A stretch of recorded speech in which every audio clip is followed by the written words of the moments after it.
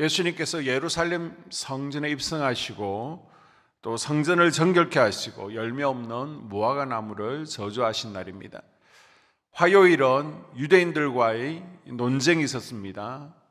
그리고 과부의 두 렙돈의 헌신을 칭찬하셨습니다. 수요일에는요, 마리아의 헌신과 또 제자 유다의 배신을 보셨습니다. 목요일은 제 아들과 유월절 마지막 만찬을 나누시죠. 세족식이 있었습니다. 그리고 겟세마네 동산에 올라가셔서 기도하셨습니다. 금요일은 이른 새벽 겟세마네 동산에서 붙잡히시고요, 대제사장 안나스와 가야바와 헤롯과 빌라도 총독의 재판을 받으시고 또 십자가의 오전에 달리시고 오후에 숨을 거두셨습니다. 예수님의 마지막 한 주간의 기록은요, 마태복음에서는 전체 3분의 1입니다. 28장 가운데 21장부터 28장까지죠. 마가복음에는 5분의 3입니다. 11장에서 16장까지입니다. 누가복음은 전체 4분의 1입니다.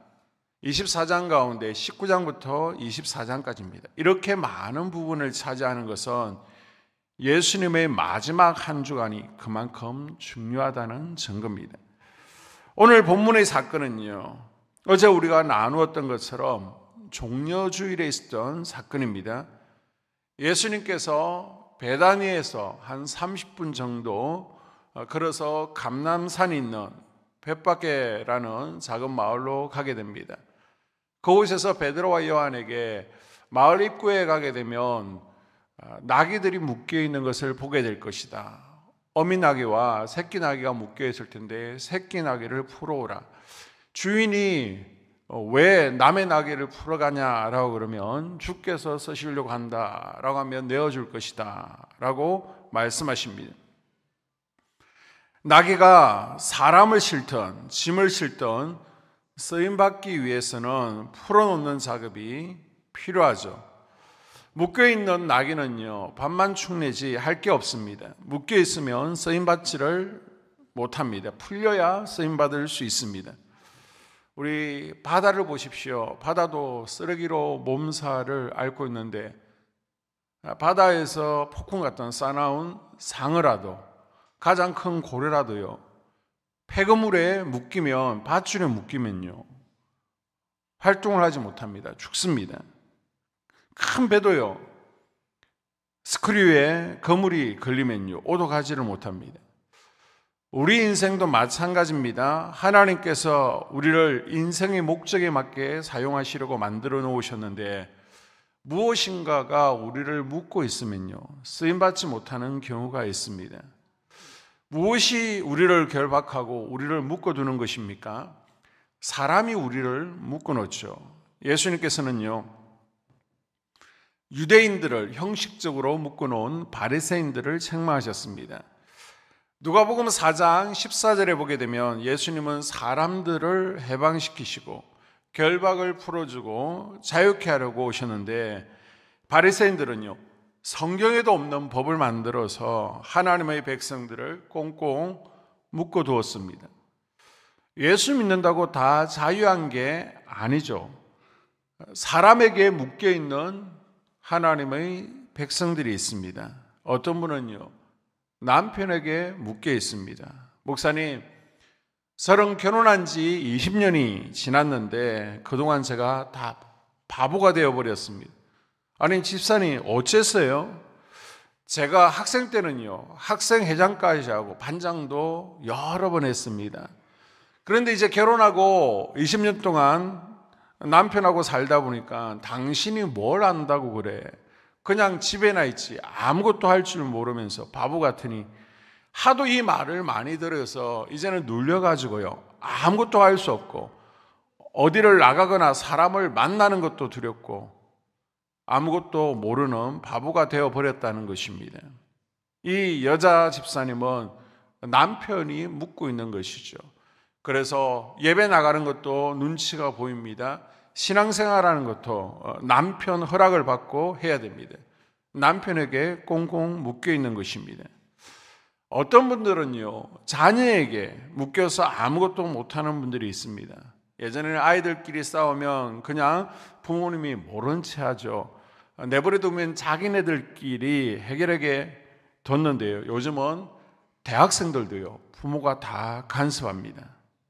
대학 교수하고 부모가 직접 상담을 하죠. 우리의 기도도 자녀들 기도가 대부분입니다. 삶의 중심에 예수님이 아니라 자식이 그 중심을 차지하고 있다면 자식에게 꽁꽁 묶여 있는 것입니다.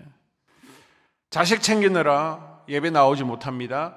자식 때문에 기도하지 못합니다. 자식이 우상이 되어서 자녀에게 올인하게 됩니다.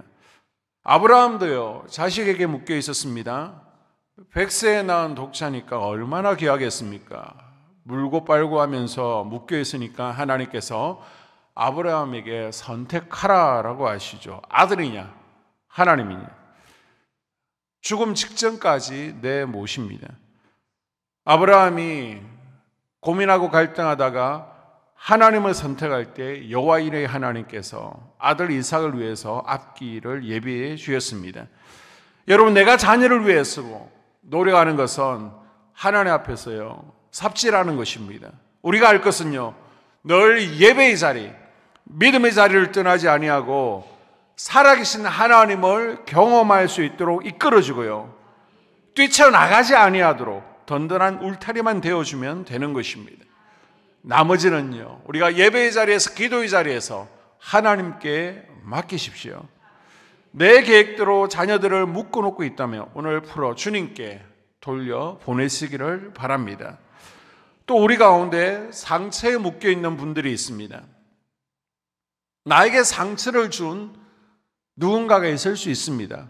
그래, 용서 못해, 내가 반드시 갚아줄 거야, 미워 죽겠어. 이 마음들은요, 하나님이 주시는 마음이 아닙니다. 우리 하나님께서 주시는 마음은 사랑의 마음이요, 평안의 마음입니다. 기쁨입니다. 용서하지 못하는 마음은요, 다른 사람들을 파괴하기 전에 자신을 파괴하는 것을 기억하십시오. 상처가 남아있으면 험집이 생기죠. 그러면 그 험집, 상처로 독이 생기게 됩니다. 그 독은 남을 죽이는 것이 아니라 자기 자신을 죽이는 것입니다. 그 험집 사이로 어둠의 세력들이 틈타게 되어 있습니다. 나에게 손해입니다. 가해자가 아니라 나를 묶는 쇠사슬이 되어집니다. 은혜를 가로막는 환경이 됩니다. 영적인 감각들을 막아버립니다. 그래서 용서라는 것은요, 다른 사람을 위해서 하는 것이 아닙니다. 자기 자신을 위해서 하는 것입니다. 나에게 상처를 입히고 피해를 준 사람이 나에게 무릎 꿇고 사죄하기를 기다리는 것이 아니라 내가 나에게 상처 준 사람, 피해를 입힌 가해자를 용서하는 것입니다. 그래야 가로막혔던 은혜의 통로가 열리게 됩니다. 용서는요, 양파 껍질을 까는 것과 같습니다. 한 번에 해결되지를 않습니다. 용서한 것 같은데 또 다음에 보면요, 또 마음 가운데서 솟아오릅니다. 기도하고 풀어도 상처가 떠오르고요, 미움의 대상이 떠오릅니다. 그때마다 우리가 계속 기도하는 겁니다. 계속 양파 껍질을 벗기듯이 그 사람을 정죄하고 미워하는 자신의 모습을 회개하고 또 그 사람이 지은 죄까지도 우리가 대신 회개하면서 나아가는 고난주간이 될 수 있기를 바랍니다. 예수님께서 고난주간 우리를 찾아오십니다. 주님께서 나를 쓰실 수 있도록 나의 상처를 풀어버리시기를 바랍니다. 또한 부정적인 생각이 우리를 묶어둡니다. 나이 때문에 저는 못해요. 부정적인 생각이 묶여있는 분들이 있습니다. 그런데 우리 주변에 보십시오. 나이 때문에 연세 우리 소망속 어르신들 80이 넘었는데도요, 새벽기도 잘 참석하십니다. 90이 넘었는데도 성경 너무나 잘 읽으십니다. 이번에도 신방 가서 보니까요, 얼마나 성경을 읽으셨는지 연세가 많으신데요, 성경이 부풀어 올랐습니다. 그건 많이 읽을 때 그런 거거든요. 70대 후반이신데도 밴드 말씀 묵상 얼마나 잘합니까? 예전에야 70이면 노인이다라고 하지만 지금은요 100세 시대입니다. 70은요 핑계가 안 됩니다. 나이도 아닙니다. 우리 감리교회, 한국 감리교회 장시자 아펜젤러는요 한국 땅에 선교사로 온 것이 몇 세입니까? 20대 중반에 선교사로 파송받았습니다. 나는 어려서 못한다. 나는 나이가 많아서 못한다. 나이에 묶이지 마십시오. 그리고 성별, 나는 남자라서, 나는 여자라서 못한다. 그 시대는 지났습니다. 예수님 족보에 들어가 있는 다말이나 라합, 룻, 마리아, 예수님의 사역 뒤에는요 늘 여인들이 있었습니다. 바울의 사역 때에도요 브리스길라나 또 루디아 같은 여인들이 있었습니다.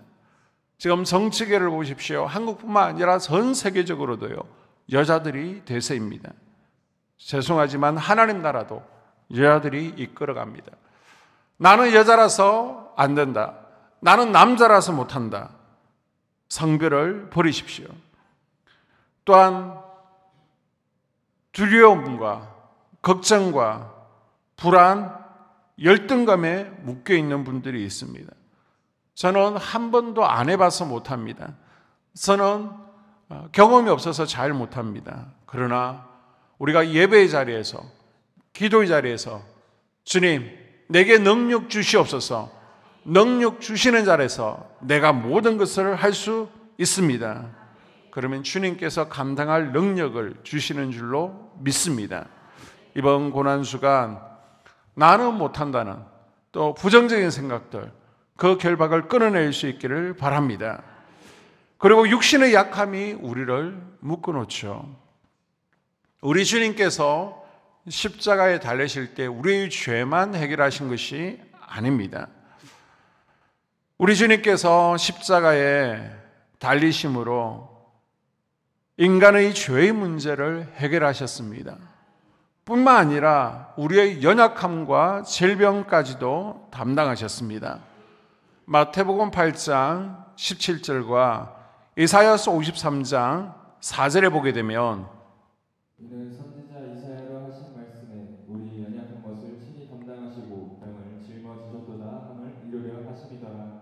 그는 실로 우리의 질고를 지고 우리의 슬픔을 당하였거든. 여기서 우리의 질고는요 질병을 의미합니다. 슬픔은요 히브리 원어로 고통을 의미합니다. 예수님께서 십자가에 죽으심으로 아담 범죄 이후에 우리에게 찾아온 모든 질병의 결박을 끊어주셨습니다. 그래서 우리 몸이 약해서 늘 개골개골하는 것 주님께서 2000년 전에 십자가에서 이미 담당하셨습니다. 털고 일어나십시오. 의사가 고치지 못하겠다는 신경성 질병들이 있습니다. 만성적인 질병을 가지고 있는 분이 있습니까? 예수님께서는 2000년 전뿐만 아니라 지금도 여전히 고쳐주고 계십니다. 우리의 질병의 결박을 풀어주시는 예수님, 치유의 예수님을 믿고 이 고난주간에 그 결박을 끊어낼 수 있기를 바랍니다.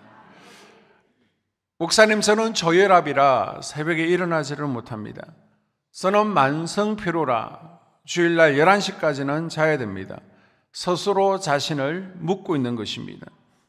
저는 날 때부터 몸이 약해서 아무것도 하지 못해요 라고 하는 분이 있습니다. 우리가 잘 아는 시각장애인 화니 크로스비, 이분은요 내 눈은 보이지 않지만 내 영의 눈은 활짝 열려있다라고 고백하면서 우리가 부르는 찬송가 가운데 150곡을 쓴 분입니다. 몸이 약한 것, 장애, 문제가 되지 않았습니다.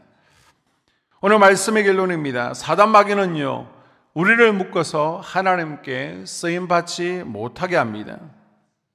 우리를 묶어놓고 꼭두각시 인형처럼 뒤에서 소정하려고 합니다. 더 이상 묶여 있으면 안 됩니다.